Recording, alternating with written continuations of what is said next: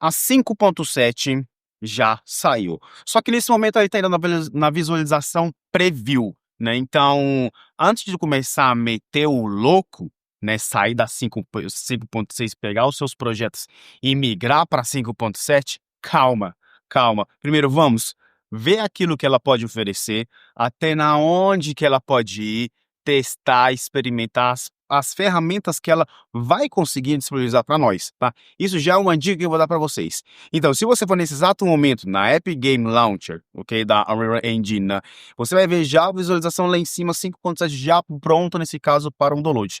E ela já tá ali, eu acredito, mais ou menos os seus um mês e alguma coisa na data de hoje, Eu acredito que mais uns 20 dias, talvez um pouco menos, ela já vai para a versão definitiva, né, definitiva.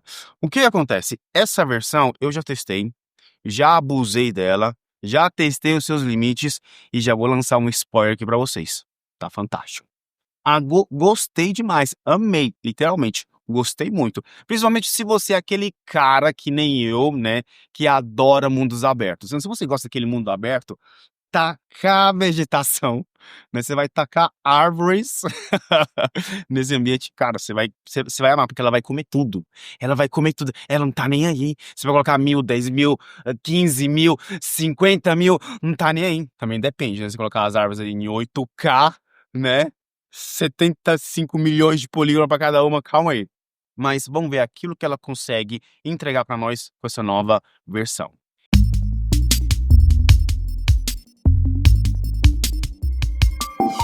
Então, com a 5.7, o Nanite Foliage está disponível, ok? Na versão experimental. Agora, vamos fazer um passinho atrás bem rapidamente. O que acontece? Esse Nanite Foliage, ele meio que já existia desde a versão 5.2, tá, pessoal?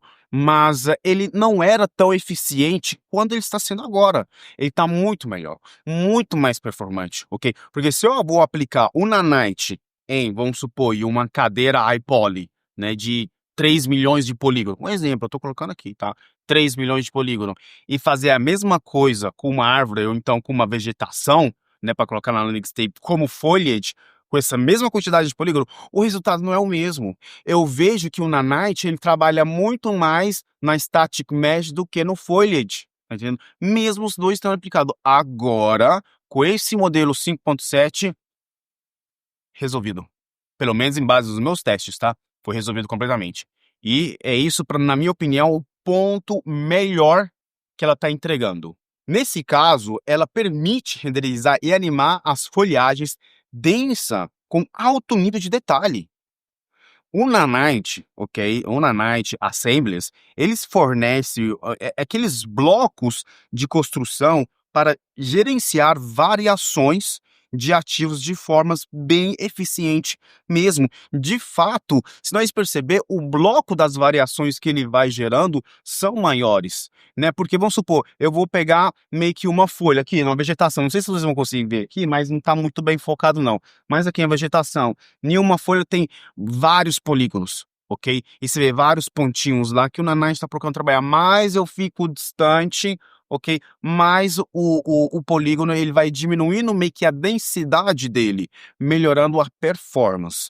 Na onde que isso vai trabalhar? Na memória, graças a Deus, senhor, né? Então, aquele problema de memória, eu não tenho tanta VRAM, o que eu faço daqui e de lá, ela vai economizar muito, mas muito mesmo. Isso é extremamente para nós que somos desenvolvedores nesse mundo 3D, nesse mundo gigantesco 3D, que estamos correndo a todo tempo atrás de performance. Porque pessoas que querem fazer projetos bonitos, ultra realísticos, mega galácticos, são vários, né? Não estou falando que ele é o principal, tá? Porque tem vários tipos de projetos e também de layout de utilização. Mas a quantidade de polígonos, nesse caso, sempre foi uma atenção a ser colocada, tá? O que acontece? A questão do LOD, você nem pode mais utilizar nesse contexto. Eu, Rafael, recomendo que ainda você continue trabalhando com LOD. Ou seja, após uma certa distância, você está lá na China, literalmente, e a árvore está lá não sei aonde, né? Tá bem longe, aí você aplica um LOD, ou então coloca um plane. Acabou. Matou. Vai ainda ficar mais performante. Então, vamos unir o útil com o agradável. ok? Para que o seu projeto fique, ó, muito, mas muito bom mesmo. Agora nós falamos também dos Megalights. Nas versões precedentes da Unreal, ele estava indo numa fase experimental. Agora ele está na fase beta, eu acredito também, conforme as versões vão atualizando. Essa parte do Megalights, das luzes, né, que trabalha muito com as luzes emissivas, né, nem tanto luz emissiva, propagação da luz, deixando a luz muito mais confortável aos olhos e que ela cobre os ambientes, né, e a superfície dos objetos de um jeito correto, tanto luz também quanto sombra. A qualidade de estabilidade de iluminação, ela foi aprimorada, né? E não somente, se nós perceber também, foi adicionado um suporte para as luzes direcionais, ok? Por exemplo, no cabelo, que seria penteados, né? Iluminação também é de translucidez, também isso foi adicionado esse tipo de suporte, e luzes também de partículas Niagara, né? Então, vamos supor, o que pode ser um Niagara? Meio que uma explosão ela pode ser feita por Niagara, então aquela explosão, a luz que ela vai emitir vai ser muito mais homogênea com a realidade, proporcionando como deveria se comportar a luz naquele momento, no ambiente, principalmente se o ambiente está um pouquinho mais fechado, né? Então, quando eu falo em ambiente fechado com muitas luzes, a Unreal, inclusive, ela lançou um projeto, né? Se eu não estou enganado, foi na versão 5.6, onde que mostrava vários tipos de edifícios, ou na 5.5, vários tipos de edifício com iluminação. Tinha monitor, telas, lâmpadas, LEDs, poste, enfim, tava lotado de iluminação e tava fantástico. Não pesava nem um pouco também o projeto. Iluminação é outra coisa que pesa muito o projeto. Se você não sabe trabalhar muito bem com iluminação, o seu projeto vai ter uma performance não tão boa, não tão boa. O Substrate ele já está pronto para a versão de produção na 5.7. Ele é ativado por padrão em todos os novos projetos e agora ele oferece suporte a todos os recursos dos materiais legados em todas as plataformas de destino da Unreal Engine 5, ok? Nesse caso, com prioridade a desempenho. A Unreal 5.7 também ela traz como novidade um novo sistema, nem tanto um novo sistema, é mais rápido, né, do PCG, geração procedural de conteúdo.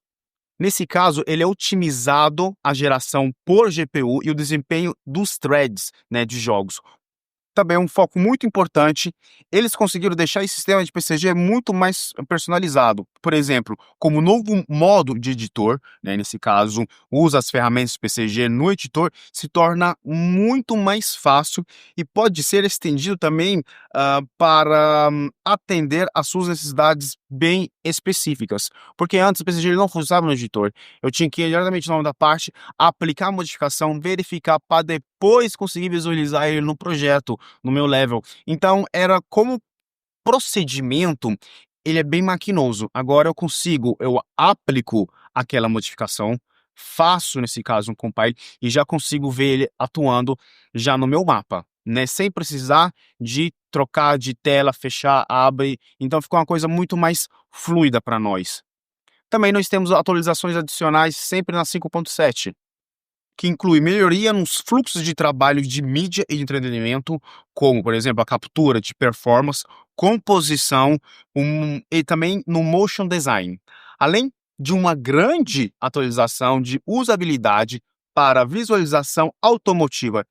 Se você ficou curioso com alguma terminologia ou não entendeu o que quer dizer bem uma palavra ou alguns conceitos, deixa aqui no comentário. E também, se você quer que nós abrimos um canal Discord para unir essa nossa comunidade e deixar ela mais próxima, né? Comenta aqui embaixo nos comentários que nós vamos fazer um canal Discord dedicado exclusivamente para você, né? Para tirar suas dúvidas, achar novos tutoriais, documentação exata para melhorar o seu trabalho e o seu workflow. Muito obrigado e nos vemos nos próximos vídeos. Fui!